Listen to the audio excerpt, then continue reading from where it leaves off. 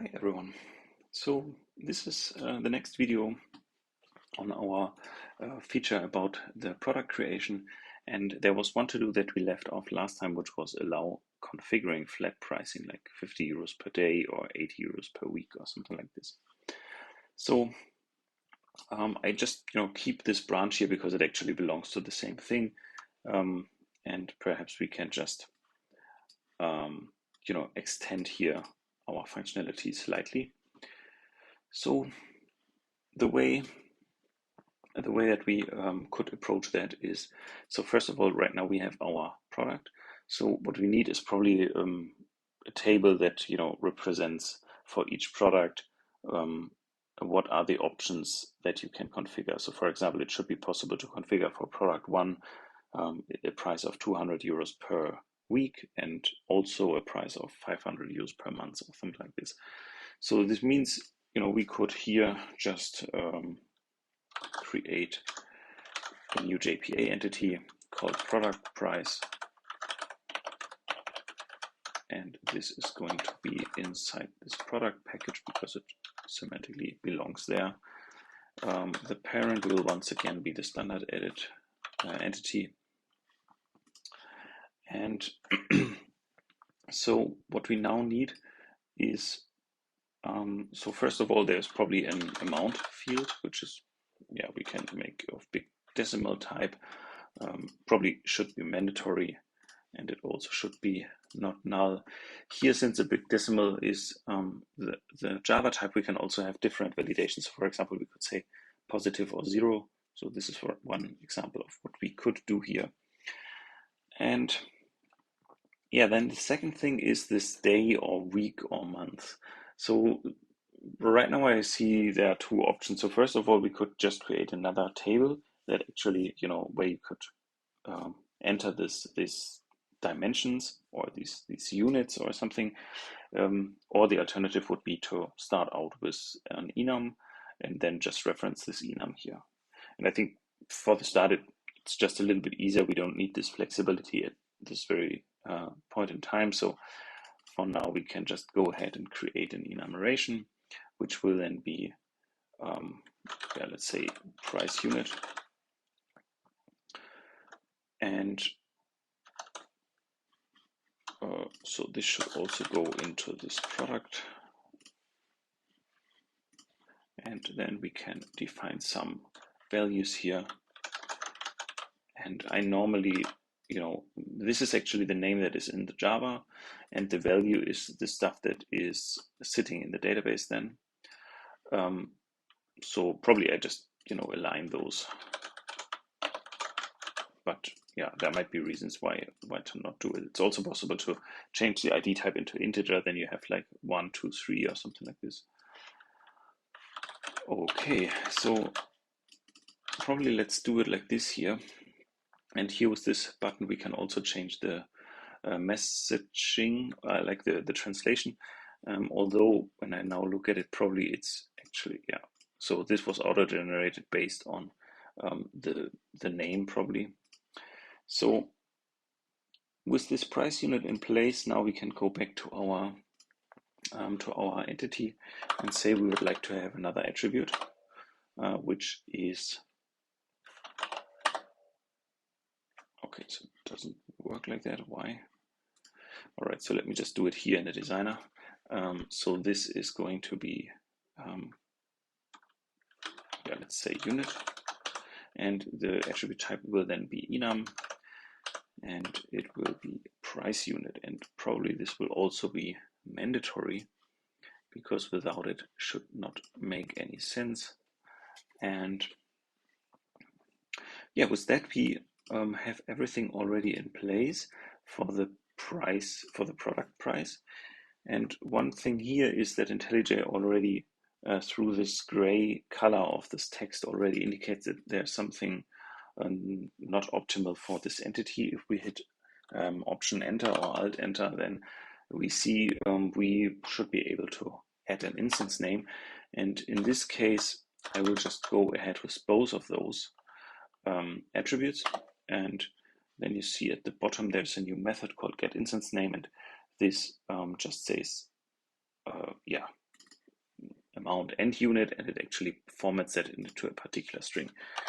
Probably we can do it like this to say this will be, I don't know, 5 euros per month, and then this this sign here indicates that a little bit better. Okay, and probably we can do the same thing. No, here actually, yeah. So this Jmix Studio, when you have a name attribute, then it understands, or by default assumes that this is actually the instance name that you would want. So therefore, it has been created last time already. So we don't have to do here anything. Okay, so this means that now we can actually reference from the product this product price table. And let me just try it here once again via this attribute. Okay, so now it works, whatever was the case there before.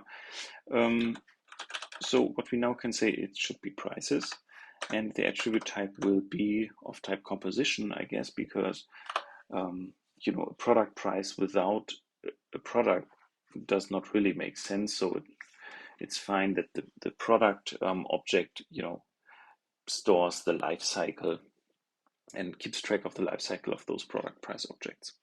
So then it will be one-to-many, and it will be this product price here. And right now we don't have any, in this product price, don't have any reference object to the product. So this is why here mapped by is not automatically filled, but what we can do is here go ahead and create an inverse attribute. And this now actually happens on the product price object. So this always confuses me a little, but it actually goes into this other class which we want to reference, which is the product price, and then starts creating an attribute for the product, which is actually this inverse attribute.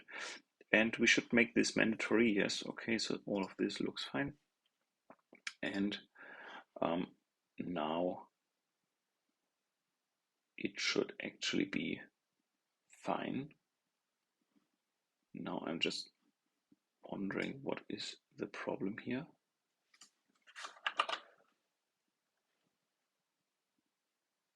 Okay, so apparently the plugin did not properly edit the association. I'm not sure why this happened, but what we can do, as it already indicates here, is add one-to-many composition. So with that, it correctly puts the right annotations once again. I'm not sure where this glitch came from. And as you see here now, we have also this product reference here in our product price entity. So let me just pull this up to be the first one. Okay, so now what we can do is to go ahead and recreate or generate our Liquibase changelogs. Now we have a new like 2 change sets in one file. The first one is the create table of the product price, and then we create a foreign key reference to the product table from the product price table. Okay, so yeah, we can add that to Git, but before, let me just rename this here once again. Create product prices. So this now contains those 2 change sets. And with that, we can actually run our application already.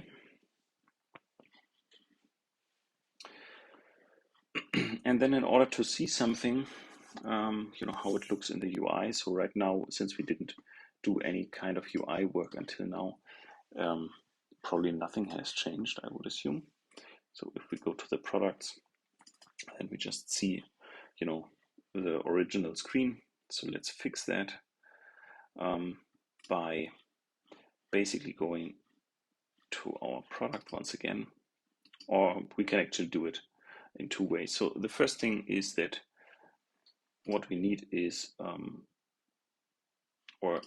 it's actually, let's do it the other way around. So the first thing is that we now have these prices, and this we would like to add to our screens. I would like to have it, you know, as normally when I go here, then I have a table of all my prices that belong to this particular product. So that we can also do with this quick fix here, option enter. This will be add entity or attribute to screen. And here now you see all the attributes that are possible that are not yet in any kind of a screen, and then which is only the prices right now, and then the screen here where it actually should be located. So let's add that here. And if we now go to our product browse, product edit screen, what we see here is now that all of a sudden we have this group table with the prices. All right, so this already looks good. So this means if we open up our product page once again, then this is actually already the price table that we have just generated. As you see here in the current version, which is 1.1 of the Studio plugin, it also generates a lot of stuff that we actually do not want. In particular here, these technical version and created by and so on. So for now, we can just get rid of those. You can just go here in the table and remove all of those columns. So this is the first thing that we can do. So let's go back here and open this up once again. So now we have only those two columns, and yeah, so probably we should be able to create now the association, but there's one thing that we did not yet do, and this is what this this no such screen exception actually indicates here, that we actually do not have an editor screen for this product price sub-object. Okay, so yeah, with that we can basically do this, and here we can say screens, create screen, and in this case I would only like to have the editor because probably we don't need a dedicated table with all the product prices of all products. So let's put this into the correct package. And probably it's fine if we just open that as a dialog only, because the screen itself will be comparably small, and then it's normally I prefer to have that as a dialog. Okay, we need the amount in the unit, but we do not necessarily need the product here because we only open the screen in the context of a product. So it's not that we just create this new screen and then we select a product as part of the screen. So this should be fine, and probably we can just name it price. Okay, and now let's try again if this already helps. So if we go here now, we see the amount. This is 12 whatever, and then we have the selection of this unit, and we can store it. And sorry, if we open this one up here once again, then we actually get an exception, which is a little bit unexpected because before it just worked for the new products. So this has to do with the fact on which data it loads when it loads up an existing product. So let's take a look into the product edit. And you see here, right now we just load from the prices data container, and we expect to have these two attributes in place. So let's actually take a look into this container, or actually not in particular into this container, because this container just refers to the attribute prices, which actually then delegates to this fetch plan here. So, and as we see here right now, it is configured that it doesn't has any kind of reference of this fetch plan, which is, I think it's an issue in this plugin from Jmix, because let's go once again back to the error. The error says amount is not part of the detached object. Okay, but if we look into this product price, we have identified the instance name that it should contain those two attributes, which normally means that in all cases those two attributes should be loaded. But since we have not in this property tag not defined any fetch plan, it will actually not even load this one. And we can see that if we just click here on this edit and select this prices, then it says instance name, but in the XML it's not present for this prices attribute. But if I now just click OK, yeah, and just switch to instance name here once again and select OK, then this will actually set the fetch plan to instance name. So with that, it actually should solve this problem. I'm not 100% sure where this is coming from, if this is a glitch in the tooling or if this is just desired behavior. And I don't know if you've experienced that. So sometimes when you get an exception and try to close the screen now, then it says something screen is not open. This is some rare situation where you get an exception when you open up this screen or something. I'm not 100% sure when this happens, but how you can resolve it is just log out and log in again, and then it continues to function. Okay, and now we can load up a product that has already been created, and we can just see all of this information. All right. So with that, I think now we have our association in place. So this means we can actually go here, first of all, stop our app, and then perhaps take a look at our tests in order to see, if we could store some additional value. And since last time we already created the test case, we can now just extend this one here and say, so we want to set prices, and this then would be, well, let's say price per day. So for that we need also data manager to create a product price, and then price per day would be set amount 100. Big decimal, I think it's, perhaps let's just go like this because it's the easiest to set the big decimal here, and it doesn't really matter which value we actually have. And the price per day, the set product would be our product, and price per day set unit would be unit price of day. So, and with that we can actually basically do the same thing, and this will be just price per week. So let's just create this here, and with selecting or hitting Alt or Option and holding this key, then you can have a multi-cursor in IntelliJ. I'm not sure if you're aware of that, and with that you can basically just type all of the stuff in multiple rows that you want. So let's see if this already, or if this continues to work. And one thing that we probably also need to do now, since we also create product price objects and store them in the database, we should probably also get cleanup of all of our product prices. But first of all, let's take a look at the error, why this has not actually been persisted.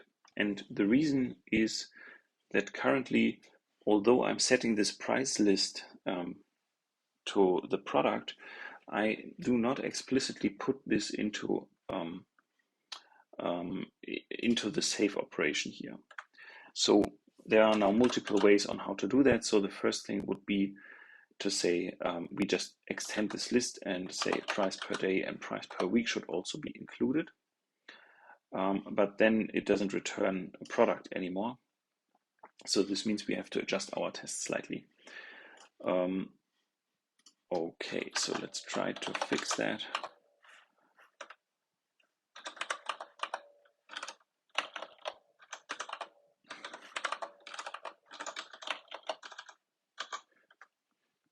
So first of all, we have to change the way how to verify this data now, because with that, actually, if we have multiple instances in the save method, then as you can see here, it returns an entity set.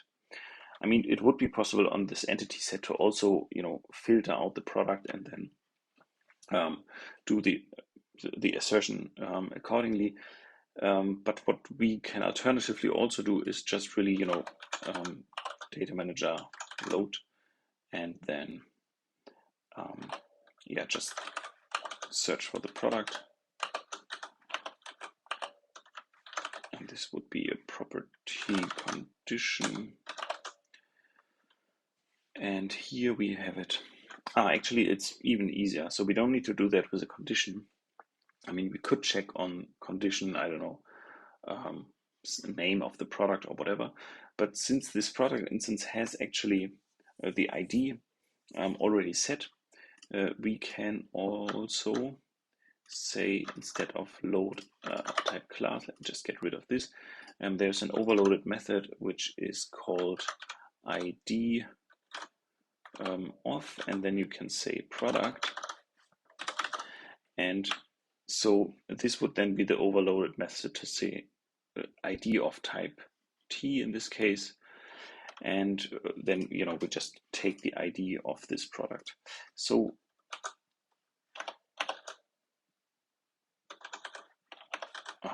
we also need this optional here, and with that we have now the saved product once again, and since it's an optional, we can check if it's present.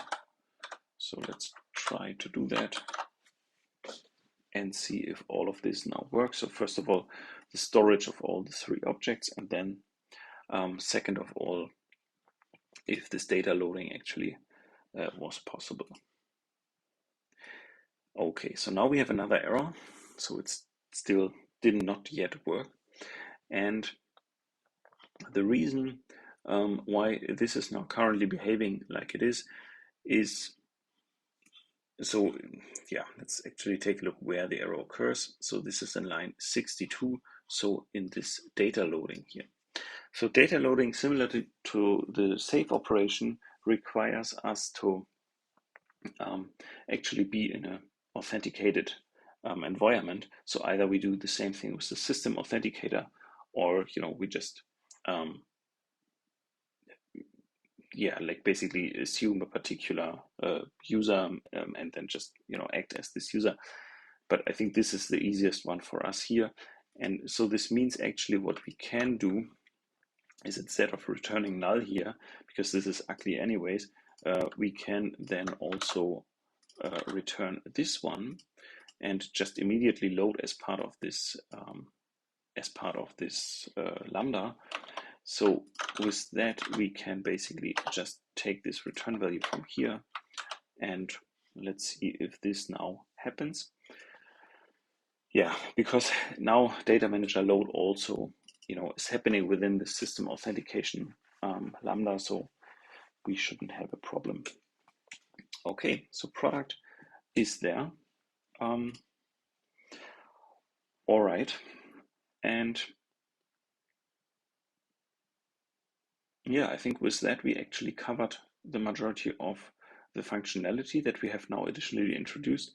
Perhaps here, let's say, we will just create some little helper method that will actually do the heavy lifting here for us. So,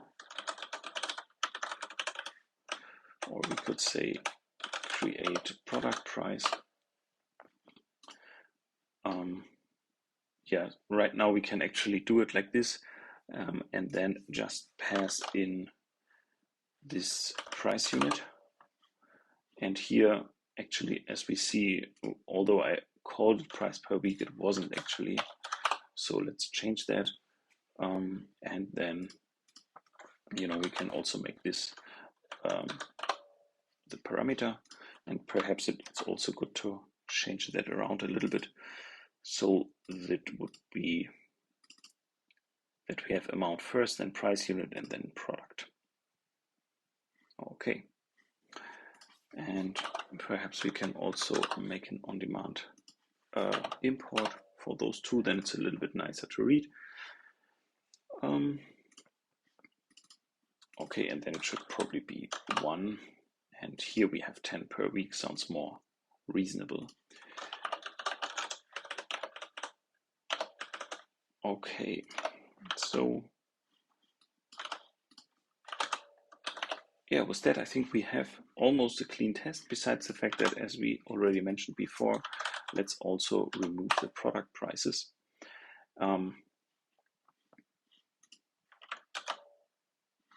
To just, really double, or really make sure that we, have a clean database that we can act on. Okay, good. And then for the validation part, we do have some validations here on the product price. So it would be first the amount and then the unit. So yeah, probably what we can also do is just copy over this test and make it a product price validation test and just change it accordingly.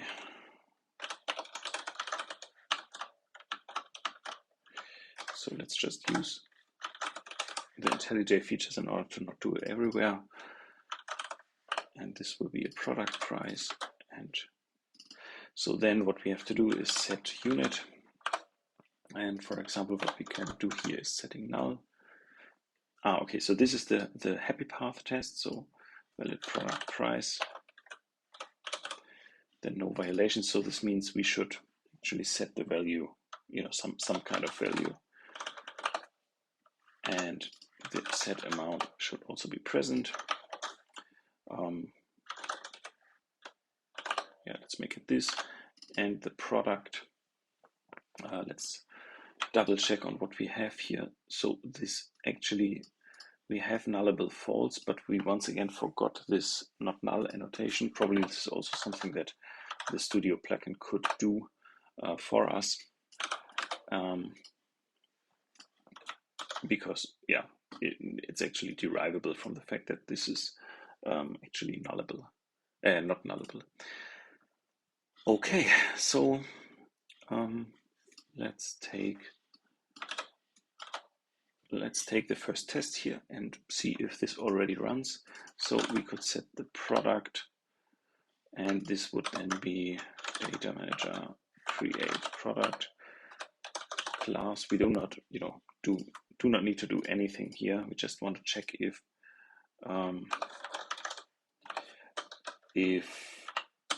our particular, like if there's any instance in it or not, and we do not, need to track on the attributes or something like this.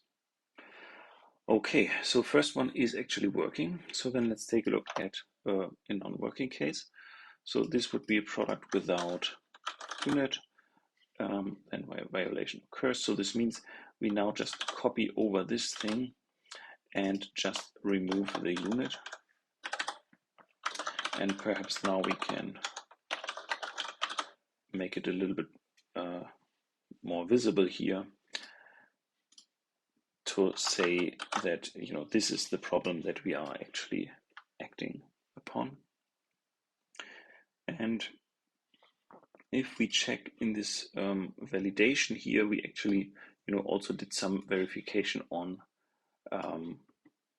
the attributes. So probably this is also a good idea to do it here and not only check that there is one violation, but I think there was this validate first method, which returned us just a validation result. So then we don't. Okay, now I remember. So here we actually split that into two test cases. So the first one was that there is one violation, and the second one is that we checked actually on the validation itself. Probably now, since we have a lot of validations to check, this would be a little bit overkill. So perhaps we can optimize that here as well a little bit. So then let me just revert this. So this means now we have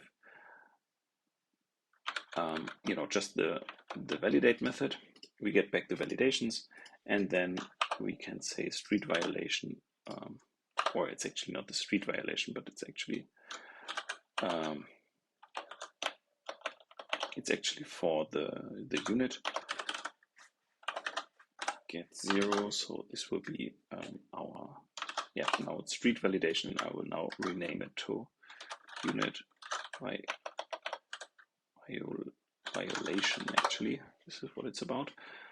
And then it should be on unit, and it should be not, perhaps let's leave not null here and see if the test is actually not working, and then we can then we can make it work after the fact.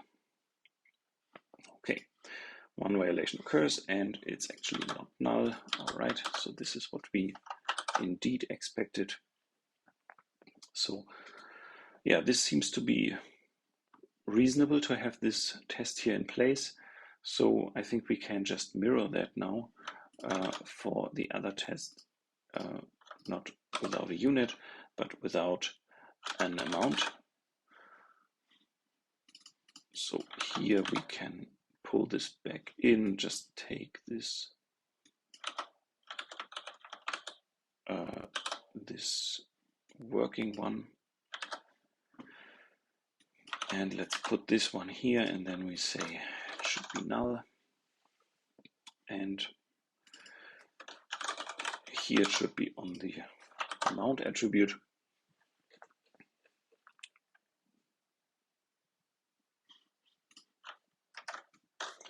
And therefore we also should rename that accordingly.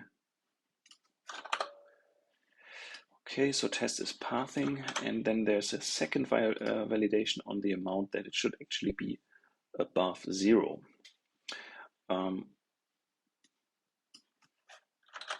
So this would be with negative amount, then violation occurs. All right, so here we say big decimal.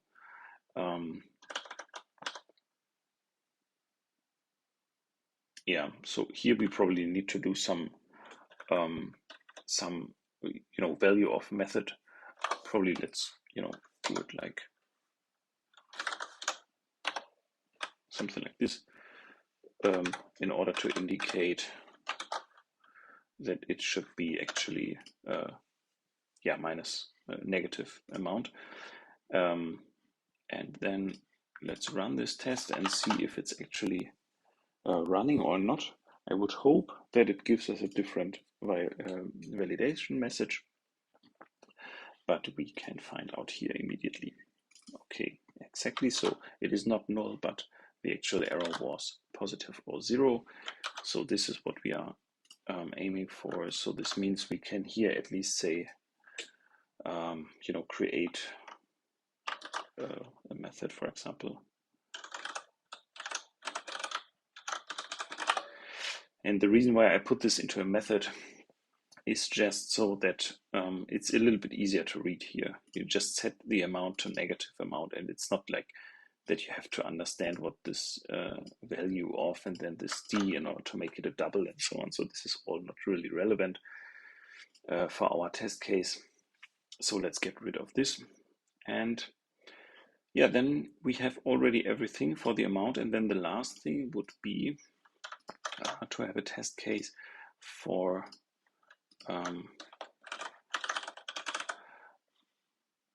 so this is actually, we did not adjust that here, so it always says product. So let me just fix that. So it should be actually product price, and then we have without product and violation occurs. Okay, so this is once again one big decimal. Yes, let's fix that here. And here we now pass in null. And if we actually turn this on, then it should be on the product. And hopefully it's not positive or 0, but it's actually not null. Let's take a look. Okay, so the last one is actually, as expectedly, not working.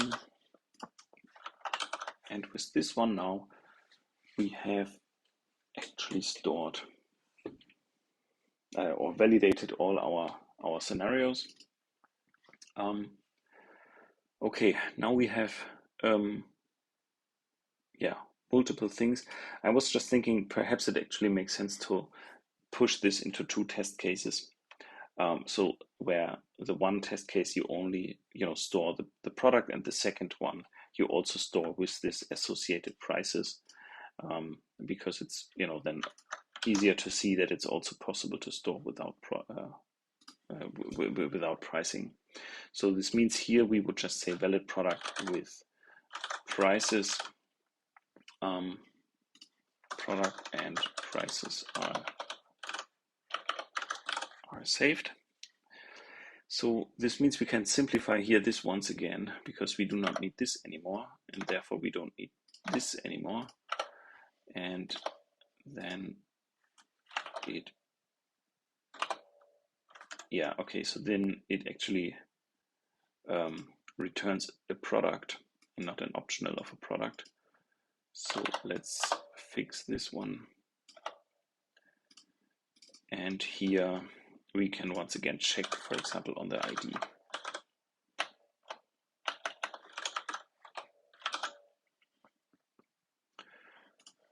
Okay, and here we have this, the price related product test.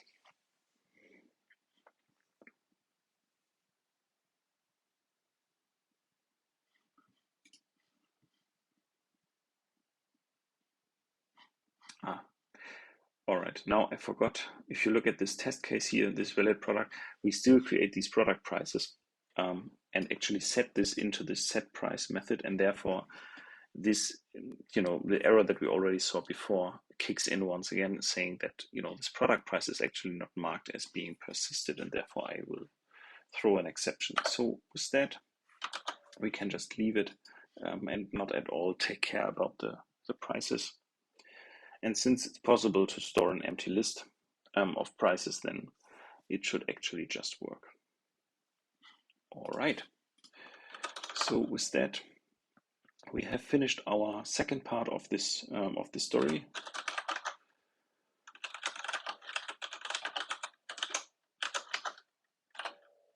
And also we verified that everything actually works as expected. So with that, we will just rerun the tests here, but for our test case, this is already enough. And I think we can close this video for now. So thanks very much for watching, and then see you next time.